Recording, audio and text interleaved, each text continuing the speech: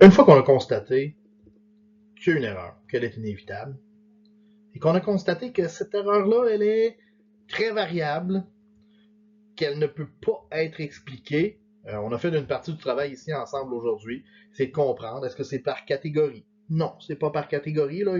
Il y a les terrains qui ont une distribution là, où il y a des erreurs qui sortent du lot.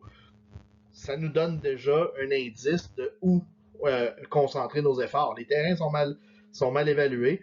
On a déjà eu, il y a déjà eu là, dans le passé récent des discussions à savoir, ben, les propriétaires de terrain ne paient pas leur juste part de la facture fiscale. On devrait mettre des surtaxes aux propriétaires de terrain. Avant de mettre des surtaxes, on devrait peut-être s'assurer de bien évaluer ces terrains-là.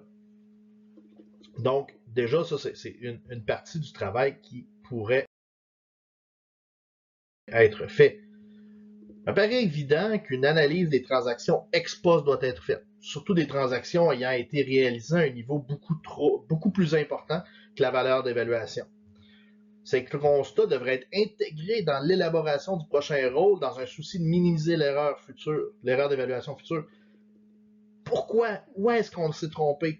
Quelles données on n'avait pas qui fait en sorte que cette transaction-là, le prix de transaction a été beaucoup plus élevé que l'évaluation qu'on avait faite de cette propriété-là. Certains diront que, ah oui, mais il y a des équipements qui sont inclus.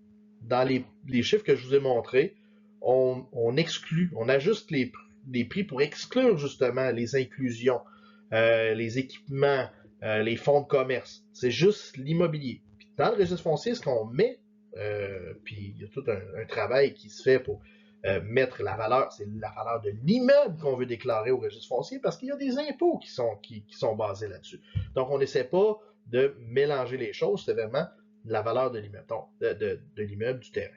Donc, on devrait se poser des questions puis intégrer les leçons de ces enquêtes-là, de ces investigations-là, dans la méthode d'évaluation du prochain rôle.